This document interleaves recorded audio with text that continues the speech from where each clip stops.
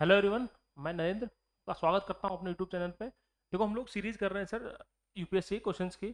उसमें सीडीएस के क्वेश्चन चल रहे हैं अपने। तो सीडीएस 123 का पॉलिटी सेक्शन कर रहे हैं सर अभी आज। तो करते हैं सर, अपने पहले क्वेश्चन पे आते हैं।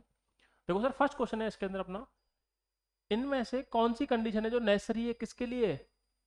सर्टियोररी जो रिट होती है उसके लिए। अब देखो, सर्टियोररी रिट क्या होती है, अगर वो अपने को पता है तो फिर कोई दिक्कत नहीं सर कैसी भी। सर्टियोररी रिट का मतलब क्या होता है सर? To be certified. मतलब सिंपल सा होता है सर इसका, जो कोई भी कोर्ट्स हैं या जुडिशियल अथॉरिटी है सर, वो अपने दायरे के बाहर जाए काम नहीं कर सकती। उसका जो दायरा है वो उसके अंदर ही काम करेगी। अगर वो ऐसा करते हैं तो उनके खिलाफ रिट जारी होती है, कौन सी? प्रोहिबिशन। और प्रोहिबिशन को फॉलो करती है कौन सी? सर्टिलरी। यानी सर्टिलरी रिट जो है उसके बारे में बात की जा रही है सर। तो एक ट्रिब्यूनल होना चाहिए, शुड बी ए ट्रिब्यूनल और an officer having legal authority to determine the questions affect affecting rights of subjects and having a duty to act judicially. Sir ये स्टेटमेंट बिल्कुल सही है, ध्यान रखना। लीगल अथॉरिटी 100% होनी चाहिए, कोर्ट्स के खिलाफ ही होती है हमेशा, ध्यान रखना सर ये ना। तो पहला स्टेटमेंट बिल्कुल सही है। यानी जो सर्टिफिकेट है उसके लिए आपको कोर्ट्स तो होने ही चाहिए सर, पहली कंडीशन फुलफिल होती है। दूसरी कंडीशन है, जो भी ट्रिब्यूनल या फिर ऑफिसर है उसने अपने ज्यूरिसडिक्शन के बाहर काम किया हो, उसके न्याय क्षेत्र के बाहर जा काम किया हो। इस रिट का मतलब ही वही होता है सर। जब कभी भी किसी, मान लो एग्जांपल के लिए सर, कोई हाई कोर्ट है, हाई कोर्ट की पावर फिक्स है। अगर मान लो हाई कोर्ट जो है वो सुप्रीम कोर्ट वाले पावर्स को एनक्रोच करने लगे, तो सुप्रीम कोर्ट जो है वो जारी करेगा रिट सर्टिलरी किसके खिलाफ? हाई कोर्ट के खिलाफ। समझ में आई बात अपने को? तो इसमें दोनों स्टेटमेंट सही है सर, ये वाला भी स्टेटमेंट सही है। तो स्टेटमेंट आपका पहला भी सही है, दूसरा भी सही है, तो आंसर हो गया अपना सी सर, सिंपल सा। इसीलिए सर रिट्स पढ़ाई हुई है हमने, एक चैप्टर कराया हुआ है रिट्स का पूरा। उस क्लास में देखना, क्लियरली मेंशन है ये चीज़ है कि किस किस तरह से कौन कौन सी कंडीशन में लगती है वो। ठीक है। आते हैं नेक्स्ट क्वेश्चन पे। नेक्स्ट है अपना सर, इनमें से कौन से चीफ जस्टिस थे जिन्होंने ऑर्डर दिया था किसका? एक स्पेशल बेंच बनाने का, कौन सी? Social justice bench. एक जस्टिस बेंच बनाई गई थी, सोशल जस्टिस बेंच। उसका ऑर्डर किसने दिया? तो दत्तू साहब थे अपने, जस्टिस एच एल दत्तू। देखो, ये सोशल जस्टिस बेंच जो थी ये था क्या बेसिकली, 2014 में बनाई गई है सर ये। ठीक है, दिसंबर के अंदर।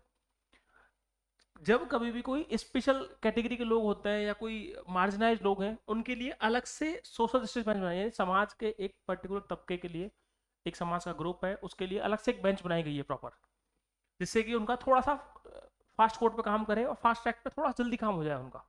उसके लिए दत्तू साहब सर काफ़ी फेमस जज रहे हैं, ध्यान रखना, सुप्रीम कोर्ट के चीफ जस्टिस रहे हुए हैं सीजीआई। और बहुत कठोर माने जाते हैं अपने निर्णय को लेकर सर। आते हैं नेक्स्ट पे सर। नाम जो है ना अपना movement, NAM, non alignment movement जो था, उसके जो सबसे स्टार्टिंग वाला जो फेज था उसमें तीन जो मेन लीडर हुआ करते, उसमें कोर लीडरशिप थी 3 लोगों की। तो उन तीन में कौन नहीं था? नॉट। तो सर सब जानते हैं ये तीनों थे उसके अंदर। इन तीनों ने ही शुरू करवाया था बेसिकली। फिडेल कैस्ट्रो जो है इसका आंसर है सर, नहीं थे वो। फिडेल कैस्ट्रो कहाँ के थे सर? क्यूबा के। सर ऐसा नहीं है नाम से नहीं जुड़े वो, नाम से जुड़े हैं वो, लेकिन कब जुड़े हैं फिडेल कैस्ट्रो? 1970s में, 1970 के दशक में जुड़े हैं वो। जबकि ये अपना 1960s में शुरू हो गया था सर, तो उसके बाद जुड़े हैं वो उससे। ठीक है। आते हैं सर नेक्स्ट सवाल पे अपना। नेक्स्ट है अपना सर, इनमें से फिफ्थ शेड्यूल जो है उसके अंदर क्या बनाया जाता है सर? ट्राइब्स एडवाइजरी काउंसिल बनाई जाती है राज्य के अंदर। तो किसके पास पावर है कि वो उसे बनाने की, सेटअप करने की सर घोषणा करता है? यानी जो आपका ट्राइब्स एडवाइजरी काउंसिल होता है राज्य के अंदर बनता है, उसको बनाने के लिए, सेटअप करने के लिए पावर किसके पास है फिफ्थ शेड्यूल के अंदर सर? तो ये पावर सर प्रेसिडेंट के पास होती है। देखो, फिफ्थ शेड्यूल जो है उसके अंदर आपके शेड्यूल एरियाज की बात की जाती है। ठीक है। तो उसके अंदर बेसिकली प्रेसिडेंट जो है वो ट्राइब्स एडवाइजरी काउंसिल बना सकते हैं राज्य के अंदर। ठीक है सर, ये उनके पास पावर होती है, और ये एक्सक्लूसिव पावर है इनके पास। यानी इन्हें किसी और से पूछने की जरूरत नहीं है इसके अंदर। डिस्क्रिशनरी पावर का मतलब ये होता है कि इन्हें किसी और से रेफर करने की जरूरत नहीं है, किसी से भी कहीं भी कोई एडवाइस लेने की जरूरत नहीं है सर, ये खुद की उससे बना सकते हैं ना। आते हैं सर नेक्स्ट क्वेश्चन पे। नेक्स्ट है भैया आपका, इनमें से कौन सा जो स्टेट या यूटीज हैं जो कि नॉर्थ जोनल काउंसिल में है? देखो, जोनल काउंसिल जो है इंडिया के अंदर 6 जोनल काउंसिल हैं, अभी इनिशियली 5 थी। सिंपल सा बात करें sir, north, south, east, west, central, और उसके बाद एक और बनाई गई है बाद में, नॉर्थ ईस्ट जोनल काउंसिल, है ना, नेका, जो 1971 एक्ट आया था, 1972 को लागू की गई। और ये जो पांचों हैं ये तो आपके स्टार्टिंग से लागू हो रखी हैं सर, ठीक है। बात पूछ रहे हैं नॉर्दर्न की, तो नॉर्दर्न में कौन कौन आते हैं? देखो नॉर्दर्न में ध्यान रखना सर, अपने हरियाणा, पंजाब, हिमाचल, राजस्थान और दिल्ली, ये आते हैं सर आपका। उत्तराखंड और यूपी नहीं है, ध्यान रखना, उत्तराखंड और यूपी नहीं है, क्योंकि उत्तराखंड और यूपी जो है वो आपके ईस्टर्न में आ जाता है सर, ठीक है। तो आपका आंसर हो गया सर हरियाणा, पंजाब, हिमाचल, राजस्थान और एनसीटी, ये आता है सर आपके। तीनों में उत्तराखंड दे रखा है, उत्तराखंड को हटाते ही आपका आंसर बहुत इजीली सॉल्व हो जाता है सर आपका, ठीक है। आते हैं सर नेक्स्ट क्वेश्चन पे। सॉलिसिटर जनरल जो होते हैं अपने, उनके बारे में स्टेटमेंट है sir. Solicitor general of India जो है उसके बारे में नॉट करेक्ट बोल रहा है। देखो यूपीएससी बार बार सर, मैं हर पेपर के लिए बोल रहा हूँ इस चीज को आपको, चाहे वो एग्जाम सीडीएस का हो, एनडी हो, या आईएएस हो, या CAPF, sir UPSC not correct ज्यादा पूछने लगी है आजकल, और उसमें कंफ्यूज आते हैं बच्चे। सॉलिसिटर जनरल के बारे में कौन सी बात सही नहीं है? अब देखो सॉलिसिटर जनरल समझते हैं होता क्या है, तो अपन ने जो एजी पढ़ा हुआ है ना सर, अटॉर्नी जनरल, आर्टिकल 76, तो अटॉर्नी जनरल का असिस्टेंसी तो होता है, अटॉर्नी जनरल के असिस्टेंट ही तो हैं सॉलिसिटर जनरल। अटॉर्नी जनरल एक होते हैं, उसके असिस्टेंट होते हैं सॉलिसिटर जनरल, एसजीआई जो होते हैं आपके, एसजी जो होते हैं, तो उसके अंडर में काम करते हैं सर एसजी, तो उसके नीचे का लेवल है उससे, 2IC है उसके अंडर में सर, ठीक है सर।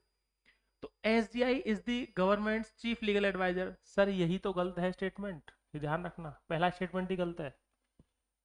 ये थोड़ी होता है चीफ लीगल एडवाइजर, कौन होते हैं? अटॉर्नी जनरल होते हैं सर। अटॉर्नी जनरल क्लास में पढ़ाया हुआ है ये, आर्टिकल 76 क्लियर, पूरा अटॉर्नी जनरल एक चैप्टर पढ़ाया है सर पूरा।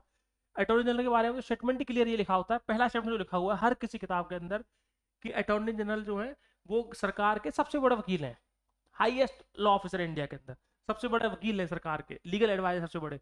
तो स्टेटमेंट पहला ही सही हो गया सर। नॉट करेक्ट पूछ रहा है तो ये नॉट करेक्ट हो गया, आंसर हो गया आपका ए सर। आते हैं भैया नेक्स्ट क्वेश्चन पे।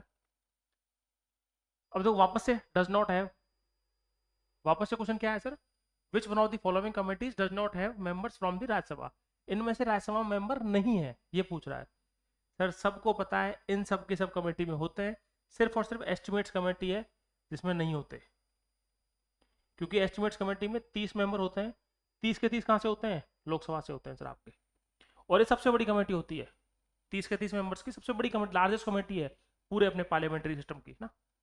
आते हैं सर नेक्स्ट क्वेश्चन पे।